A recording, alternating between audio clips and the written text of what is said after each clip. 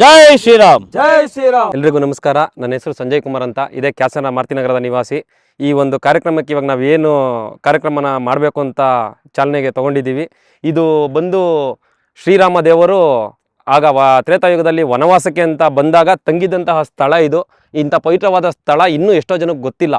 ಯಾಕೆ ಗೊತ್ತಿಲ್ಲ ಅಂದರೆ ಅದೇ ಜನ ಸ್ವಲ್ಪ ಐತೇನೋ ಇಲ್ವೇನೋ ನನಗೆ ಮಾಡಿದವರೇ ಮಾಡ್ಕೊಂಬರ್ತಾರೆ. ಹಂಗಾಗಿ ಈ ಸರಿ ದಯಮಾಡಿ ಈ ನಮ್ಮ ಕ್ಯಾಸನ ಸುತ್ತಮುತ್ತಲಿನ ಗ್ರಾಮಸ್ಥರು ಎಲ್ಲರಲ್ಲೂ ಒಂದು ಕಳಕಳಿ ಮನವಿ ಏನಂದರೆ, ದಯಮಾಡಿ ಎಲ್ಲರೂ ಈ ಒಂದು ಕೆಲಸಕ್ಕೆ ಬರಬೇಕು, ಈ ಒಂದು ದೈವ ಕೃಪೆಗೆ ಪಾತ್ರರಾಗಬೇಕು.